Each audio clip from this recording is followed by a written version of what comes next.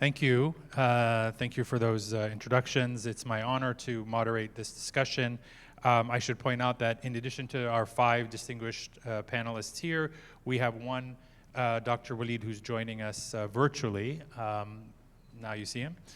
And so welcome to you all. And I think we're going to go ahead and just dive right into the subject matter. The topic for today is on U.S. and Western policy on Palestine. Obviously, this is very broad. You each are going to take a different angle on this.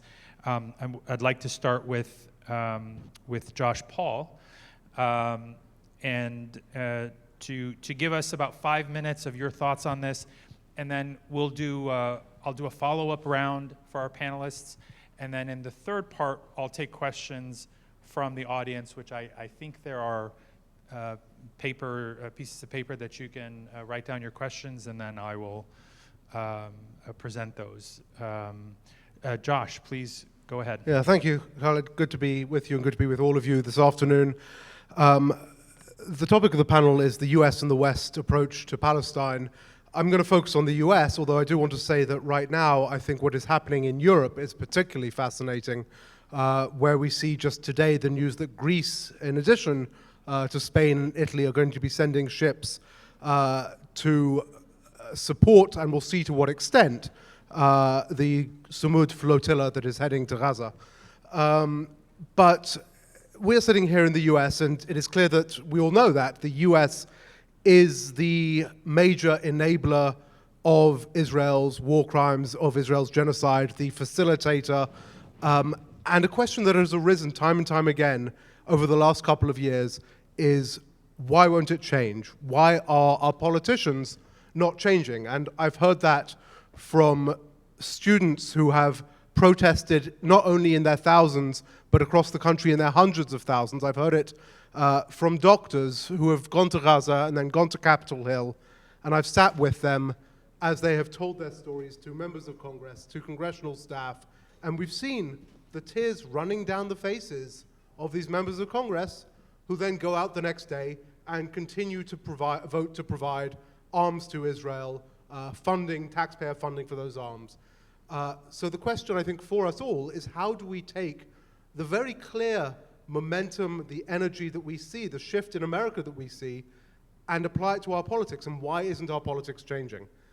And I think at the core of that answer is a basic question of American civics. And I think we all know, right, one of the things they teach us in school here is that we're not a democracy, we're a representative democracy, we're a republic. And if you look at American law, if you look at the Constitution, there is no right to vote in this country except for 535 people, for our members of Congress, for our senators. They have that right to vote, and it is an extremely and extraordinary privilege. And I think the starting point for our understanding of how to change American politics has to be to put ourselves in their shoes and to understand what a privilege it is that they feel they hold. And that is the point to which we need to address ourselves, to understanding how we can use their claim on that privilege, their desire to hold that privilege, to impact them. Now, let's be clear, there are some people who are ideological, and on both sides. There are some people whose hearts are good, who will take risks, who will stand up for Palestine, for global human rights, for global humanity. That's great. There are also some people who I think are lost and who are never going to shift and who are, deep-set ideologues, and there's not much you can do about that except when it comes to the ballot box. But there are a lot of people in between who are swayed by this question of how do I get reelected? How do I stay in this office of incredible privilege? And that's the angle we need to be looking at, and there is not one single answer to that. I think there are at least 3 important answers to that. The first is public opinion and the Overton window, the psychological understanding of what is it appropriate to say, what can I say, where can I speak out? And as we have seen American public opinion shifting, as we have seen now more politicians, first they called for a ceasefire, and first it was 50, then it was 100, then it was 150. Now we are at, I think, 21. members of Congress who have called what is happening a genocide. So as that happens, politicians will move with it. That's one thing. The second piece is our own votes, right? That get them into office. That is an important driver for political calculations. It remains one, I hope, in this system. How do we, as a community, vote? And how do we build the coalitions so that people who are representing districts where we may not have a big presence also feel that this is something that they need to shift on in order to vote? The final piece, because I see Khaled looking at his watch repeatedly, is, I'm sorry to say, in our system, is money, right? And this is particularly a factor where you have members of Congress who are in districts where the votes maybe are on the other side. How do you outweigh that? Sometimes you won't be able to, but in some cases, it is with campaign finance. It is with supporting the candidates who are good, supporting challengers who can overthrow or outlast in the elections the candidates who are not good, but also bring over those who are not by showing them that there are political and economic incentives for shifting. That's what organizations, as we know, like AIPAC, like DMFI, are very good at. I will say they're not as good at it as they would like you to believe. And the fact that they are spending so much money also shows that they are scrambling not to lose. But each of those lanes is an angle we have to think about. And the final thing I'll say is that this is not going to be like flicking a light switch. This is something that is going to take time, because we don't only have to play in these elections, we have to play every single day, and we need to build the institutions and the understanding and the education to engage in the system and in the politics in a way that is effective in Washington and in every single district of this country. And building that and bringing American politics with us is a machinery that we can build, but it is a machinery that we have to be careful to build and build slowly and effectively so that it is sustainable. Thank you. Thank you, Josh. Next, we're going to hear from Dr. Hanna. Thank you, Khaled. Can you hear me? Oh. Thank you, Khaled, and it's such an honor to be among such distinguished fellow panelists. I do want to take a moment to recognize Ratib. Ratib is such a hard worker. He always insists into making things happen. I remember the day when he started this organization a number of years ago. And since then, he's really been so dedicated to making things happen. Sometimes it gets annoying, but in reality, his dedication is amazing how much he goes after it. I do want to focus on the changes happening in Congress among members, staff, and across party line. Sure, Josh, it's very little, very late, but it is happening somewhere, somehow. And it is growing. And it matters deeply, because I really think this might be the way that could end up shifting American US policy. Definitely the main reason for this is happening is the atrocities, the trauma and the pain, the unimaginable pain and suffering that's happening in Gaza, but also lots of the work and dedication that many of you and many others have done throughout the years. I've been going to Capitol Hill for a very long time. It used to be one of the most stressful moments in my life, going to the Capitol Hill. I always used to leave the Capitol angry and many times even shaking, just because not able to get into discussion with many people there, and just seeing how much people really genuinely believe the lies they have heard through the years. But I must say, the last few years, this has changed, and changed drastically. It's very different, the conversation nowadays. A lot of it has to do with the diversity of the staffers. A lot of it has to do with how much more knowledge people are than they used to be. And also, many new staffers are actually pro-Palestinians, which wasn't the case before. Also, there are many staffers who happen to be Muslim and Arab Americans and tend to understand the issue more and more as well.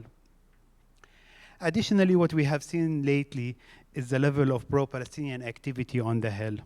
Just to give an example, on the 16th of this month, there was just like 5 or 6 events happening on the Hill around the same time, not coordinated, and all for the pro-Palestinian rights. Like IMEU was hosting a historic press conference. I'll leave it for you just to discuss. Rebuild Alliance was having a briefing in one of the Senate buildings.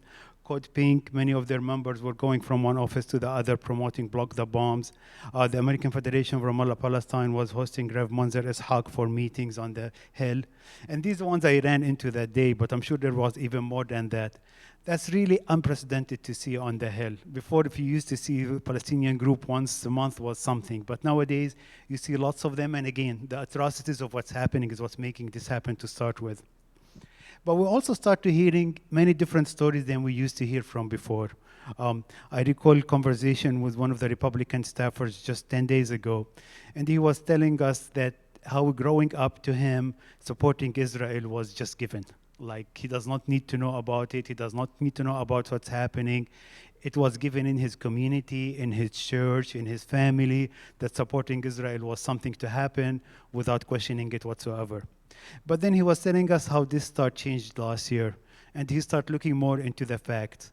To him, he said, when he noticed that at the beginning of the century there were more Christians than Jews in Palestine, or in the Holy Land, the way he said it, it kind of got his eyes opened and made him start questioning, is this really the Christianity that we know, that we just support blindly to support Israel? Now, he was saying that among many of his friends, among the evangelical community or the conservative evangelical community, many of them are starting to realize this and are starting to question it. According to him, people under 40 are no longer accepting the fact that it's a Christian thing to do to support Israel. Actually, in his opinion, many of them today thinks it's the in-Christian thing to do, and it's inhumanity to be able to support Israel. But it's the right thing to do is to basically like end the genocide that's happening.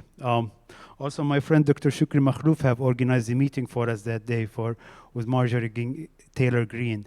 And one of the things she told us at that meeting was, to her, she thought that being a Christian, she has to speak against the genocide.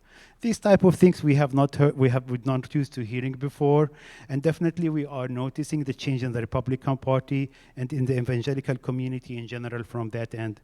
I think the more they know, the more they see, the more the change we're seeing. On the Democratic end, or the Democratic Party, what we're feeling is a lot of the changes happening ground up. For example, 3 weeks ago, we're in Senator Ruebner, the senator from Virginia's office, and his staffer was telling us the amount of emails and phone calls they're getting from residents of Virginia supporting Palestinians is huge. And he said, if you have noticed a shift in the senator's position, it's really because of that that's making him shift his position on the issue. As soon as we finished the meeting, there was 65 people there from the Mennonite Church protesting, and actually all of them ended up getting arrested that day. That type of grassroots action seems to be playing very well with the Democrats. Also, one thing I'm noticing lately with the Democrats in the Hill and in Virginia as well, many of the Democratic leadership is starting to accept the fact that the Gaza war was a player in the last elections. Up until recently, many of them were in denial, or at least trying to deny that it has anything to do with it. But lately, many of them has been much more open about it and were willing to accept that the grassroots changes actually did end up costing them some of the votes, Josh. So that's the shift we're starting to see in many places in the Hill. And I think it's very important that we see that change. However, what's really more important is we capture that change and not lose a moment. The public opinion is moving for sure, but unless we invest in organizing and real change on the ground, the moment could pass. I think for the Palestinian American community, it's very important that we do much more outreach toward the Capitol Hill, especially on the attacks from the settlers or whoever was affected. It seems to be Congress is much more open whenever somebody in the district was affected by something. And we have seen this over and over again. We've seen it in the visa waiver campaign, and we're seeing it nowadays a lot with the people who are being directly affected by settlers' attack. Their members tend to at least say something about it. They tend to learn more about it. And I think that type of outreach could really allow for much more outreach. And Khaled, I think it's a turning point, and it's very important for us to capitalize on it in order to make it fruitful for everyone. Thank you. Thank you, Hanna. Thank you, Hanna. Next, we'll hear from Josh Ruebner. Thanks so. Is this on? Yeah. Thanks so much, Khaled. Thanks to all of you for being here and my co-panelists. And I really resonated with something that Hanna said at the beginning about how impossible it used to be to talk about Palestine on Capitol Hill. I actually started my career 25 years ago working on Capitol Hill and can definitely attest to the fact that it was extremely difficult to even have these conversations, much less convince a staff person or a member of Congress to support Palestinian rights. And I want to start my remarks by making a confession. I've been doing this work for a long time, and I had never actually believed that it would be possible to see a liberated Palestine, to see a free Palestine, to see an end to US support for Israel's oppression and apartheid and settler colonialism. That's what I used to believe, and I did this work because I thought it was the right thing to do, but I didn't believe it would be successful. But I want to tell you something from the bottom of my heart that I believe right now to be a fundamental truth. We are going to win. Palestine is going to be free and liberated in our lifetimes. And I'm not saying that for claps and cheers. I really believe it because I believe that Israel has never been weaker than it is today. I believe that AIPAC and the Israel lobby has never been weaker than it is today. And I believe that the voice is growing stronger and stronger, and the organizations growing stronger and stronger, speaking up for Palestine, have never been more effective and influential. So it is a pity, a terrible pity, that it's taken this horrific, atrocious 2-year genocide for things to get to this point. But I truly believe that we are now at a tipping point, and that if we continue to exert ourselves and persevere and grow the organizations that Josh talked about and that Hanna talked about, we are going to win. And we have seen vast, vast changes in public opinion. Hanna mentioned that the Democrats are starting to recognize that Palestine was one of the reasons why they lost the 2024 presidential elections. Our organization ran a poll in the aftermath of Kamala Harris's loss, and we asked voters who voted for Joe Biden in 2020, but who voted for someone other than Kamala Harris in 2024, why? Why didn't you vote Harris in 2024? The number one reason was not abortion rights, was not health care, was not affordable housing, was not the economy. The number one reason voters cited why they did not vote for Kamala Harris was because of Gaza. This flips traditional wisdom on its head. Traditional wisdom says that foreign policy doesn't matter in how people vote, but it does, because people understand the degree of complicity of the United States in enabling this genocide, with more than $30 billion of weapons delivered by the Biden and Trump administrations over the past 2 years. And by the way, last week it was notified that the Trump administration now wants to send another $6.5 billion in weapons to Israel. How much longer are the American people going to put up with this? I don't think it's going to be much longer. Already, we've seen dramatic shifts in public opinion, and they are not going back. Israel is not going back to when this genocide ends after it. And it will end, and the Palestinian people will remain steadfast on their land. And things are not going back. As things stand today, 60% of all Americans want to end weapons to Israel. And if you look at the changes on the Democratic side of the political spectrum, the changes in public opinion are even more dramatic. Approximately 3 out of every 4 Democratic voters want to end weapons to Israel, and they believe that Israel is inflicting genocide against the Palestinian people in Gaza. These are huge majorities of Americans who are with us. And this is why I say that change is inevitable, because it's always the politicians who are the last ones to get it. It's always the politicians who are the ones who are catching up to developments in public opinion. And I want to flag one important development here, which is this growing momentum that we're seeing on Capitol Hill to block weapons to Israel. 1 year ago, it was considered the third rail of US politics to put forward the idea that weapons should be blocked to Israel. This is the reason, after all, why AIPAC exists, to funnel the weapons to Israel. And it was considered something that was untouchable. Now, in the Senate, you have a majority of Senate Democrats who are voting to block weapons to Israel. And in the House of Representatives, we have a new bill called the Block the Bombs Act. How many people have heard of this bill?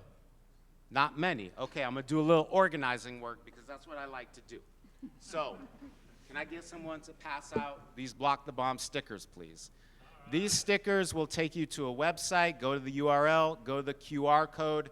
They will tell you about what this bill is. It's sponsored by Congresswoman Delia Ramirez of Illinois, and it calls for preventing Trump from sending Israel all of the major types of weapons that Israel is using to inflict genocide against Palestinians in Gaza today.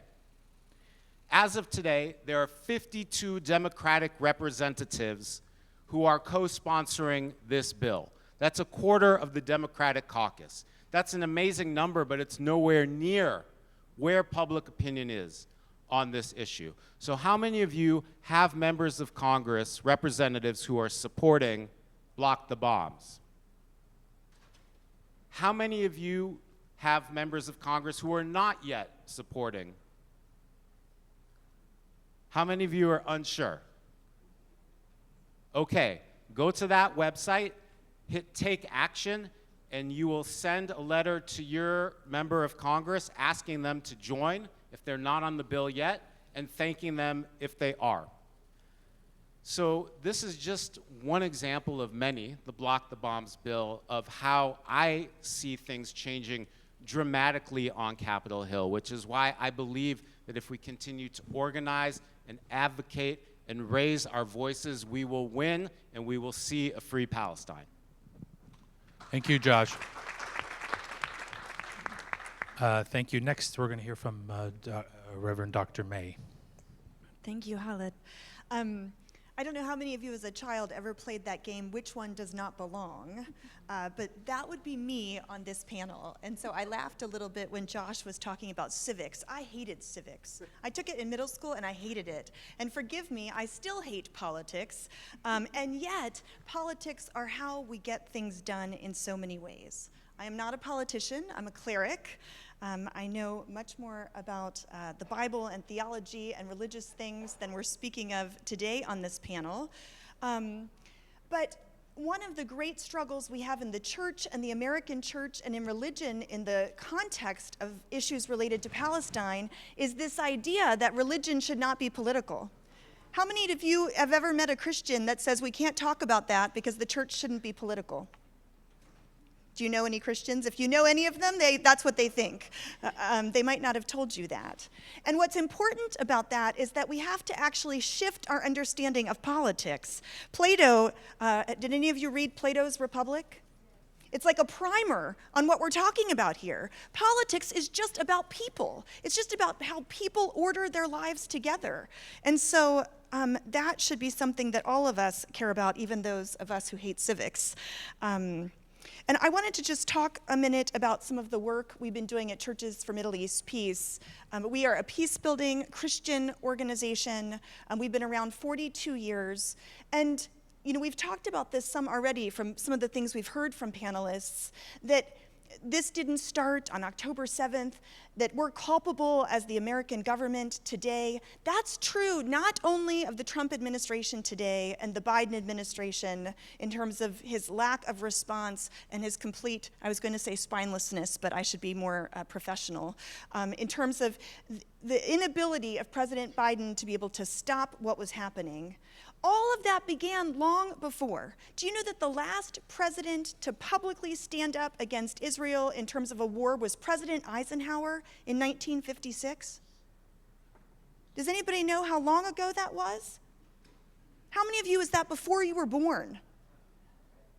several of us in the room, right? And so I wanted to talk a little bit about the current administrations and previous administrations. You know, of course you are familiar, President Obama was given the Nobel Peace Prize, and he also was the president who came up with an agreement to give more than $3 billion a year to Israel for weapons sales over a 10-year period of time. And that makes the current weapons that are being discussed, like you said, the million or billion? Billion, oh Lord have mercy. That makes what's happening today in terms of the weaponizing of Israel look like child's play. I think it's critical for us to understand that not only is the United States complicit, but we are participatory.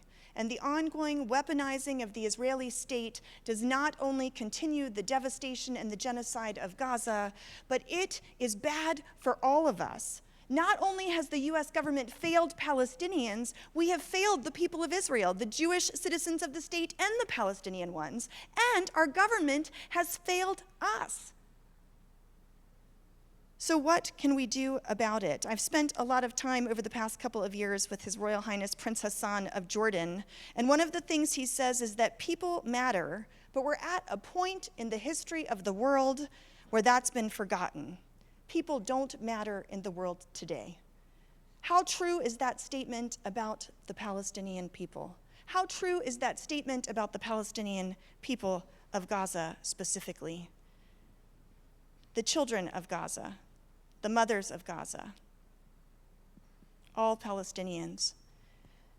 Our government acts as if the Palestinian people, all in the occupied Palestinian territories, are dispensable. And this is unacceptable. Not only is the United States sitting idly by and not intervening constructively to bring an end to the genocide in Gaza, but the US is complicit. I can remember a meeting with different members of the State Department under the Obama administration, and the public conversation and the private conversation with US government is always completely different. And so I can remember talking to different staff members in the special, I don't do acronyms, it's the Special Envoy for Israeli-Palestinian Negotiations. I think they call it CPIN. And I can remember sitting in that office, this was during that time of the Kerry Initiative, and when you would talk to leaders in the State Department who work on the Middle East, there was no question about what is happening. There was no question about whether or not there was an occupation. There was no question about the maps and settlement expansion. Now, that wasn't talked about publicly. Publicly, there was no will. There was no political will for that conversation to be had in the public sphere. But behind the scenes, the experts know what's happening. The truth is not that hard to find.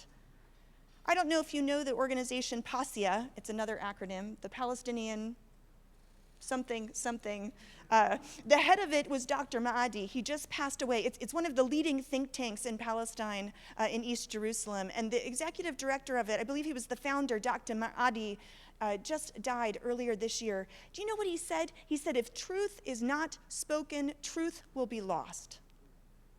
We have lost the truth, but it is not because it is difficult to find. And what has been so disgusting is that the Obama administration had access. There are experts in the US government for years who have known the score and reported that to our administrations, from the Obama administration to the Biden administration, and now, of course, to the current administration. And what has happened within those administrations is that the people who know the truth have been silenced, they have been ignored, or because of good conscience, they have left. And so I want to say thank you to those who've taken a stand in that regard, like Josh and so many others. And so what is the mechanism of how we might respond to this?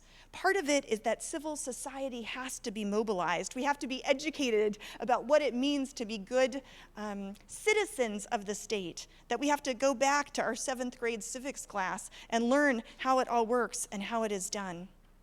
I'll close and just let you know I have a confession to make. My personal background is I am an evangelical. I'm an evangelical, I like to say a 19th century evangelical, because the political establishment has bastardized that word. Do you know what it means to be an evangelical? It means to be someone who believes in the good news. And as a Christian, if we don't believe that good news is good news for children in Gaza, what kind of gospel is that? What kind of good news is that? So friends, my invitation as a follower of Jesus is that we, as citizens of the state, would say enough, that we would engage politically the way that we're talking about here, that we would mobilize in all kinds of different ways, that we would mobilize in terms of civil disobedience. I'm not allowed to tell you that because I lead a nonprofit, but last Easter, do you know what I did on Good Friday last Easter? I got arrested for the first time for protesting in front of Lockheed Martin. My husband was a little nervous, but that's what I did for my Easter worship. That's what I mean about putting faith in action. So I'm eager for us to talk about what that looks like and what types of things we can do together as we continue. Thank you for that. Zaha, please share your thoughts with us. Hello. Is this working? Can you hear me? No? Yeah? Oh, okay, good. Well, first of all, I just want to say how happy I am to be on this panel with this group of people. I know that from the remarks, it may sound like, they haven't been at this for as long as they have, but I've known them for, not Josh so much, but my other co-panelists for decades. And Josh and I were at the U.S. campaign founding weekend together more than 20 years ago, was it? And so this is a lot of collective work that's gone on here over the decades, and I'm really happy to be sitting with them. I am the one who's the oddball out, I think, because you guys are working in the trenches in Congress trying to change policy. And I have kind of stepped back. My first experience trying to advocate for Palestine in DC was with my representative after coming back from a delegation of lawyers after the second Intifada, and we were there in Palestine to investigate the misuse of US weapons by Israel. And it was a group of Jewish and Palestinian and other Arab Americans lawyers who put together a report. And in that report, we had photographs of how the Israeli military was targeting the right eyes of the protesters. And we had the x-rays where you could see only the right eye on x-ray after x-ray after x-ray. And these were unarmed people, and many of them youth. And I remember going into my representative's office. He was a Taiwanese American, and he stood over me while I was sitting down and yelled at me and said, "How dare you come into my office to talk about Israel? Why aren't you talking about Egypt? Why aren't you talking about Saudi Arabia? Why are you focusing on Israel?" And I said, because I just traveled there with a delegation, and I have a report, and this is the information, and you're my representative. So who else am I supposed to talk to about this? And it was really a wake-up call. I mean, he literally chased me out of his office, and behind me, following me into the cafeteria, was his staffer. And that staffer sat me down in the cafeteria and said, "Look, I am so sorry, but you have to understand, every single day, AIPAC is in this office with an issue brief. And they're teaching him things and telling him things, and I try to talk to him about what Israel's doing, and I try to even tell him, Israel's also providing weapons to China, so shouldn't you be concerned about, Israel's actions?" But he doesn't listen, because you and people like you come once in a while, and it's, you're unicorns. So this activity that's been going on over the decades, and now seeing such amazing results, and they are amazing, because like I said, I'm looking at it from the perspective of somebody who was chased out of an office, and to hear that we now have a majority of Democrats who are standing up and saying, this is a problem. We need to start thinking about cutting off aid, and people talking about genocide. It is important for us to recognize how big of a change that is. But I want to talk about, because I've moved into a different space. I'm more engaged at this point in DC on trying to change the way we talk about Palestine and the kinds of information that we have and analysis we have that's provided to members of Congress and also to the executive branch, because if you don't identify what the problem is correctly and you don't frame it correctly, and you can't have a good diagnosis and you can't have good policy recommendations. And so there's a whole, sausage making industry that goes into creating laws and creating policy from the executive branch. And it's under threat right now. The kinds of credible information is under threat. The kind of dispassionate analysis is under threat.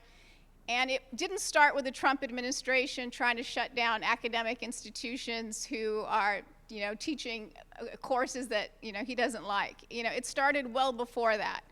There's been a suppression of dissent in the United States when it comes to Israel-Palestine, and it's coming at an important moment when we're finally starting to see policy change. And if we don't do something to address it, we're going to lose the ground that we have gained, I'm afraid. So when we think about organizing on Israel-Palestine, we have to think broader than that, because it's not just about Israel-Palestine. Israel-Palestine is the head of the spear, but it's sort of the way in which policymakers have been able to push forward policies that take us back in other fields, whether we're talking about diversity, equity, inclusion, or we're talking about quote unquote, woke politics. I mean, these are the kinds of things that we're starting to see reversed in this country, but Palestine was the sort of gateway drug for this. And so we're seeing things like philanthropists who have been funding think tanks like mine or others being targeted to be, criminalized. The federal prosecutors have been instructed to investigate these philanthropists to see whether or not they're supporting terrorism. And it's smearing of different scholars, people that are working in think tanks, making it so that think tanks don't want to hire people that talk about Palestine because they know they're going to get a microscope on their institution. And so there's all of these different activities that are going on that may not be seen by the general public, but I fear is going to make it a lot harder for members of Congress and members of the executive branch to get unvarnished views. Now, like we heard about the adoption of, this term genocide by a number of members of Congress now, why were they comfortable talking about genocide? It's because credible organizations, human rights organizations, credible scholars were able to say it first. If we didn't have that, it would be impossible for members of Congress to start using that terminology the way they are. So I think when we talk about organizing, we have to think bigger than just focusing on Congress itself, but also focusing on the ecosystem that allows Congress to engage on this issue and to fight back on that level as well. And I'll stop there. Thank you, Zaha. Last, we're going to hear from Dr. Walid, who's joining us from Palestine? Yes. Okay. I'm here in Palestine. Great. Please go ahead. Thank you. Thank you to having me in this very important meeting. And as you call this, it's a challenge and opportunities. In this order of idea, one of the subjects I'm bringing is, what about if we took advantage of the Great Israel Program?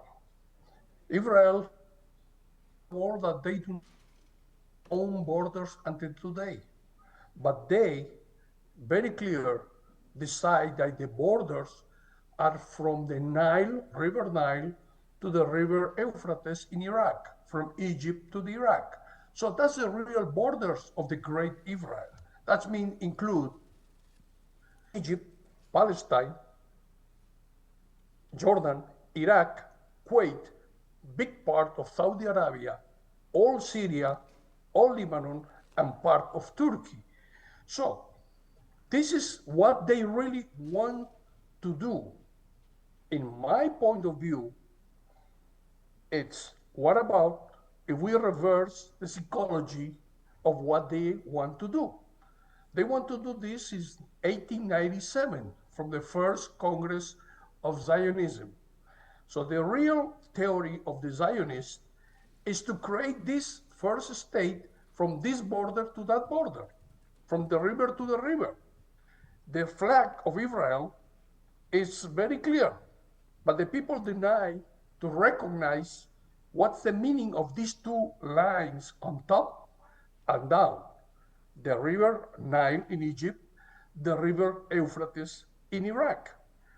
But for those people that going to the march, millions of people in the different universities, college, talking, Palestine will be free from the river to the sea. Now it's a forbidden word. But Israel, they are showing us from the last 77 years a flag that's showing that they're going to occupy all these Arab lands. So the Arab lands, we as a Palestinians, we need to defend. How are we going to defend if we don't have the source of those Arab countries? Now, Mr. Netanyahu, he claimed for himself as for the Zionists, the great Israel. This is the main advantage we have to put an end for Israel and the best opportunity. And we should develop this in different ways. Believe me, was not only the Zionist who wants to create this big state. Remember Gamal Abdel Nasser from Egypt? He wants the pan-Arabist country, one nation, one country, Egypt, Syria, Jordan, Lebanon, and also Palestine. Gamal Abdel Nasser won this on the 1960s. Why this dream don't come true through him? Because the Arabs, we never sit together with one theory. We always fight each other. We always allow the others infiltrate us. We are not united. And this is a big difference between the real theory of the Zionists. They really know what they do and how they develop in this order. As a Palestinians, we are already let our blood go for 77 years. Our blood is not water. So it's time to see if Mr. Netanyahu is willing to take Egypt and the other countries. If they do, then as a democratic philosophy from the outsiders, the Palestinians from the diaspora, the Palestinians from the Nakba, we will request to all the world, let's going to talk about democracy in that great Israel. In that great Israel means all the Egyptians, all the Jordanians, all the Iraqis, and the others, they will have the right to vote. If we're going to have the right to vote in that great Israel, in the first election, the state of Israel will disappear. Simple like that, because at least in that point, we will going to get the majority of the Knesset of Israel, the parliament of Israel. And this is look like a dream, but it's a reverse psychology. We already see our children die in Gaza, the genocide again. The genocide is not only the last 2 years, we have genocide since 77 years. But you see the armies from the Arab countries preparing to come and defend the Palestinians. Listen, there is a president, Gustavo Petro, in Colombia. 3 days ago, he said, I'm willing to send my soldiers from Colombia to defend Gaza. This word is very important. Why Arab countries are not listening? Why they keep protecting Israel? Israel is giving us, with this theory, the first opportunity. Let Netanyahu took over Egypt. Maybe he's gonna bomb all these Arab armies like he did in Syria. He destroyed completely Syria army. Maybe he's going to do in Egypt in a couple weeks. Well, it's our time not to keep giving our blood. Let the other Arab countries also do their own things and having their own responsibility to be a part of the liberation of the Arab countries and the liberation of Palestine. Because this is not only a talk issue, this is an action. Yes, I support the idea of Gustavo Petro sending his army to liberate Gaza. But do you know, President El-Sisi in Egypt, he told him, sorry, Egypt did not allow your army enter in Egypt. So this is a big issue. We have millions of people going to the street, having strikes, changing the policy of Europe. Now in the United States is changing the policy. But no one's doing nothing. There is a corrupted governments that they are dreaming and sleeping, and it's a time to wake up. But we don't want they wake up because they feel sorry for the Palestinian children. We don't need that. We have something much better, and we call it dignity. The dignity of the Palestinians is the thing that is keeping us awake for 77 years. Since 1988, from the first Intifada until today, we are winning every time we're fighting with the Israelis in all kinds of steps. Now, we are winning in the diplomatic way. United Nations, now for the first time, standing with us.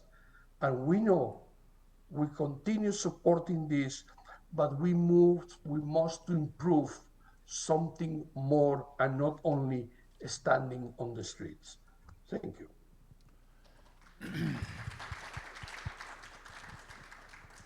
Thank you. Thank you to all of our panelists for some really thought-provoking and incisive comments.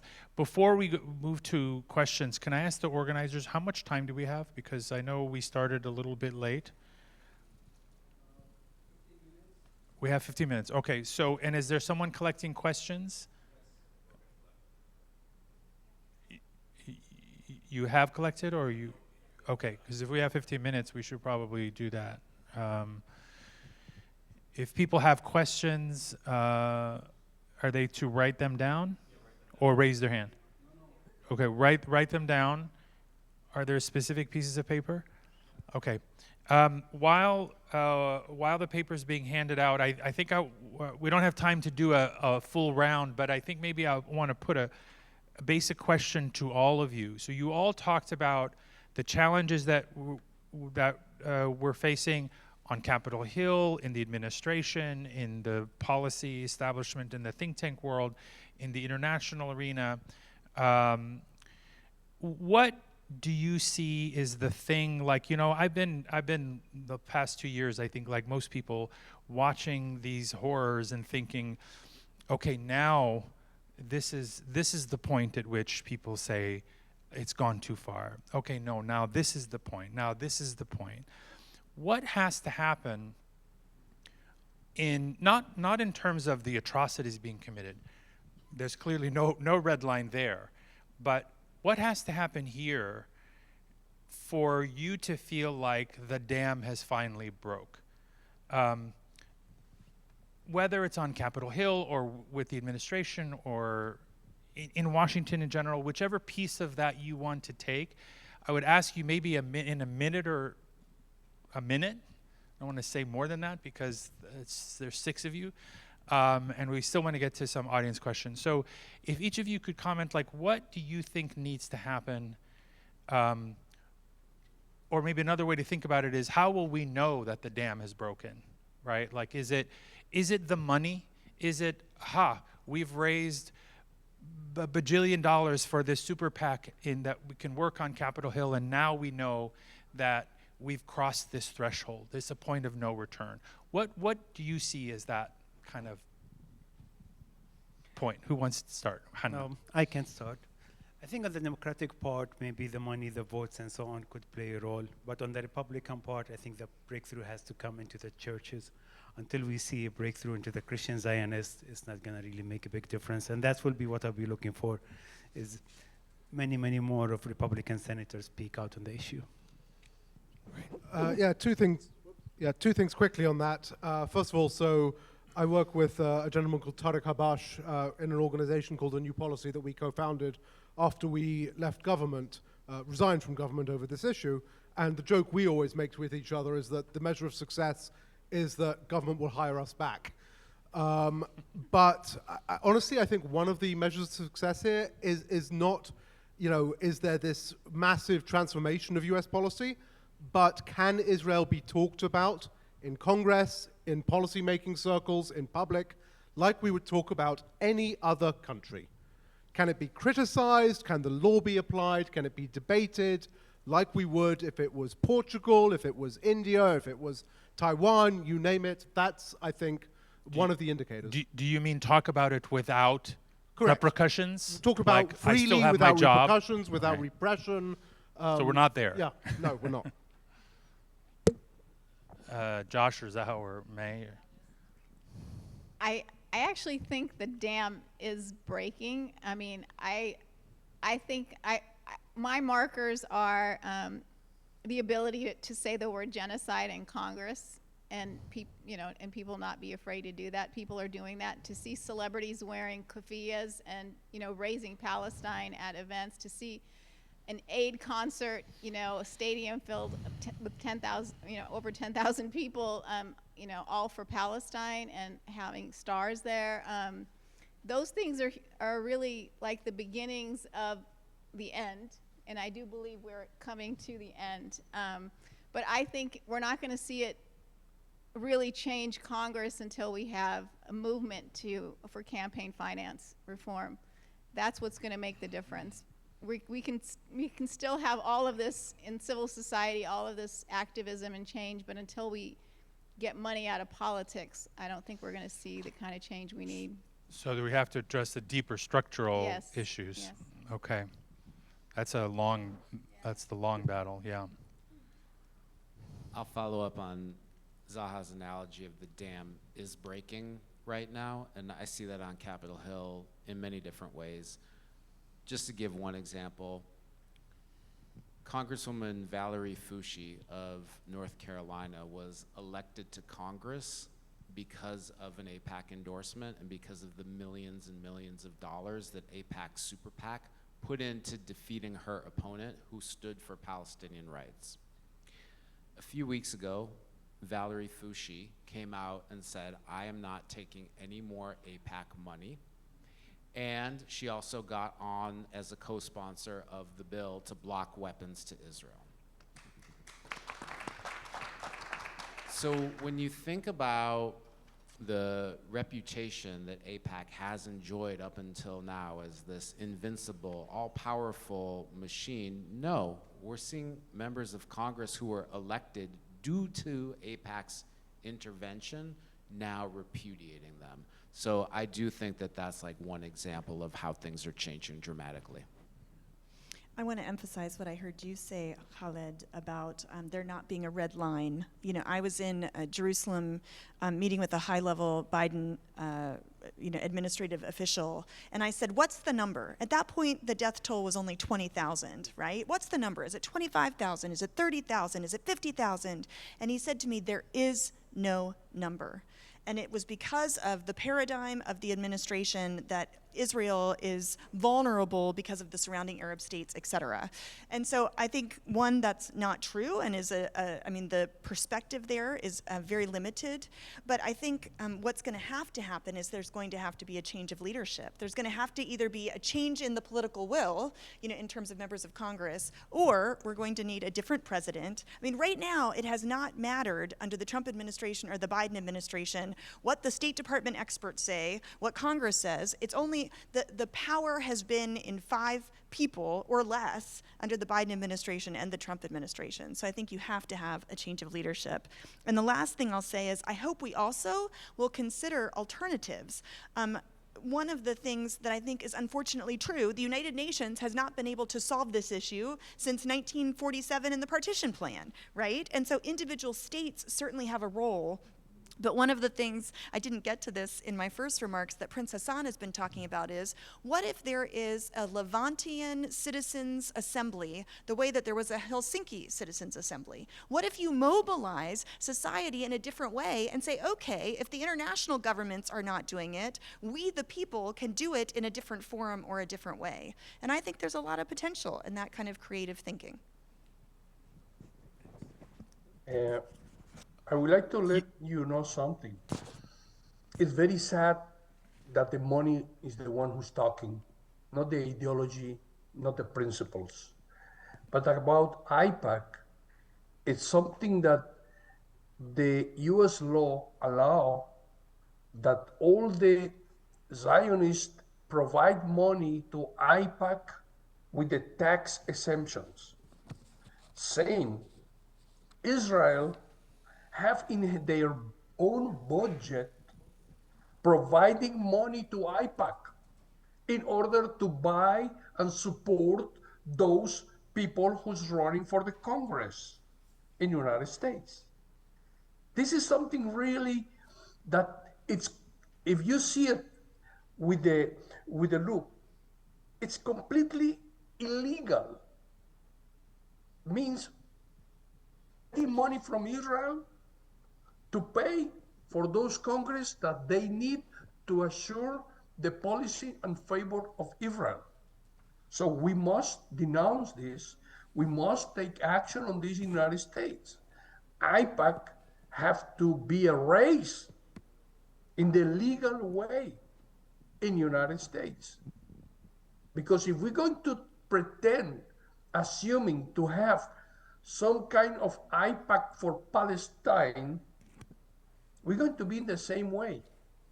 So we're going to get the money from our poor Palestinian government. We're going to get money with exemption of taxes from the Palestinian community or the people who are in solidarity with Palestinians in the United States. That's a question. Thank you, and thanks to all of you who submitted questions. We won't have time. We have about 5 minutes left, or less than 5 minutes, so we won't have time to get through all of your questions. But I do want to put 2 questions that I think that I'd love to hear responses to from anyone who would like to tackle them. One question is directed to our 2 Joshes, but really is open to others as well. And that is, what communication messages have been the most successful so far on the Hill? This is, I think, coming from an activist. So what do you find is the most effective messaging or messages? And the second question really, again, is for anyone, but primarily, I suppose, for our Palestinian guests on the panel.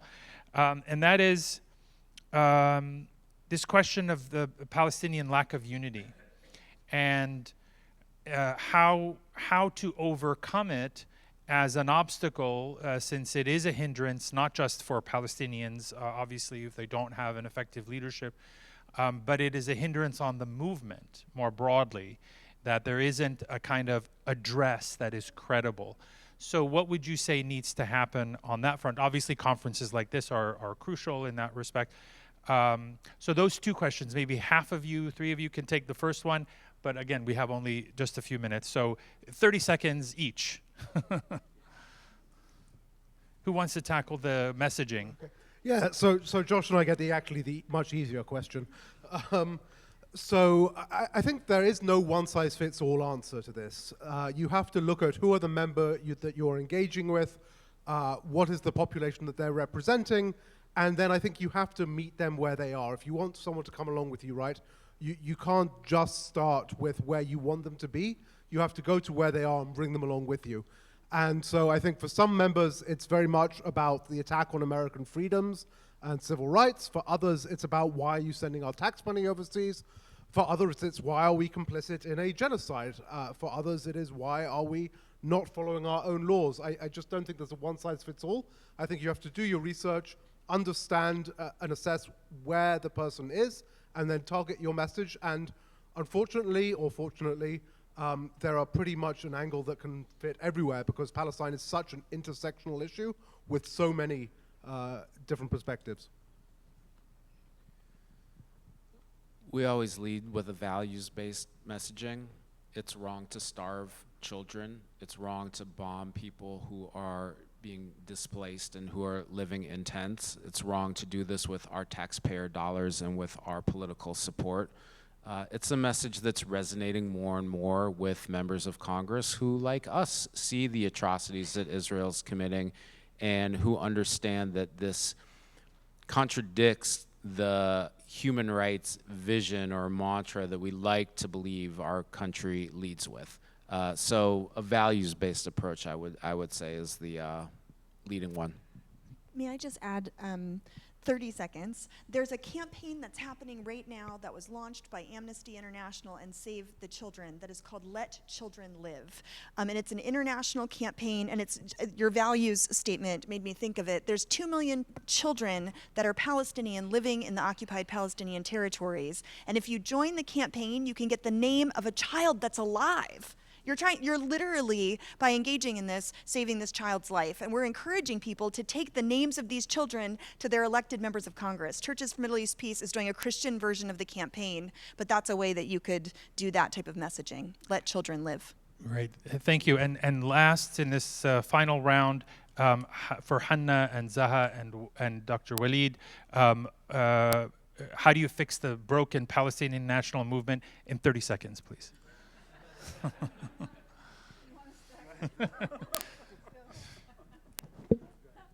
Okay, my answer will be short. No,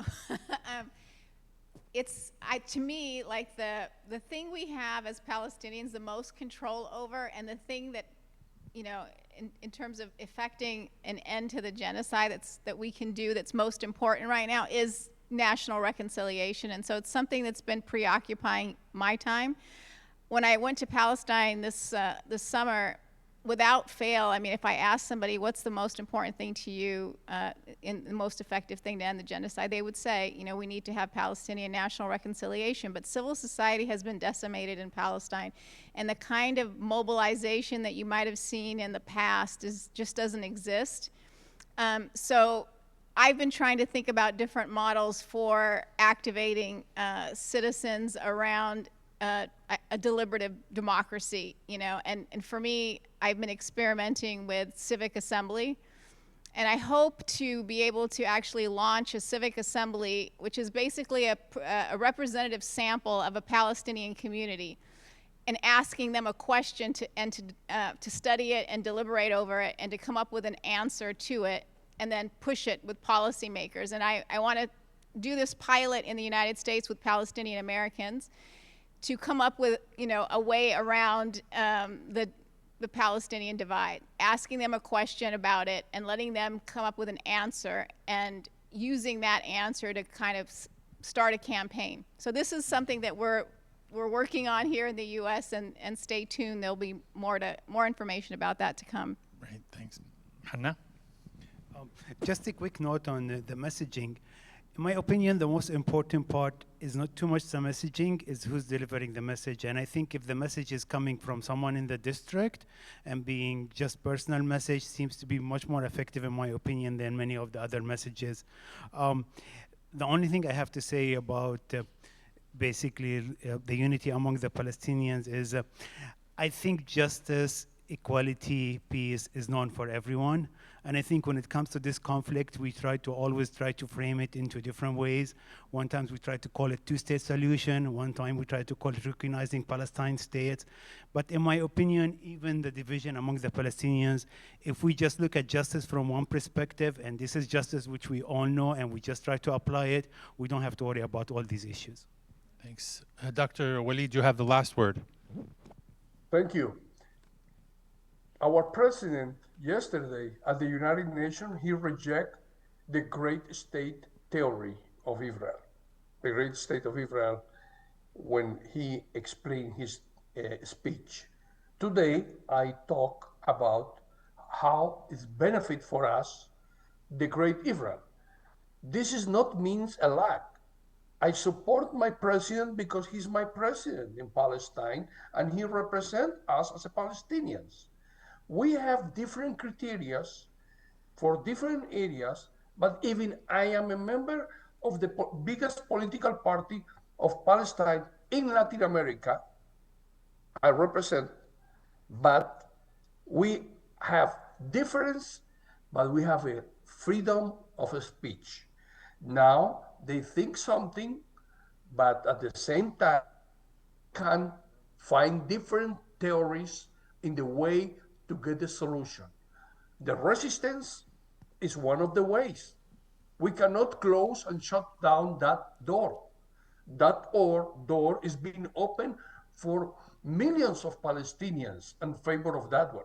Another one is going with the diplomatic solution that is coming from outsiders to bring the peace and the liberation of Palestine here. I'm a part of the people who think it's time to liberate Palestine in order to get the real dignity for the Palestinians. The unity, the lack of unity is more for the Arab countries, not for us as a Palestinians. I came here a few days for my own personal reasons. Soon I will be there in Washington too. But honestly, our lack of unity is nothing compared with the lack of the Arabs. Thank you very much. Thank you, and please please join me in thanking our wonderful panelists. And thank you to the organizers.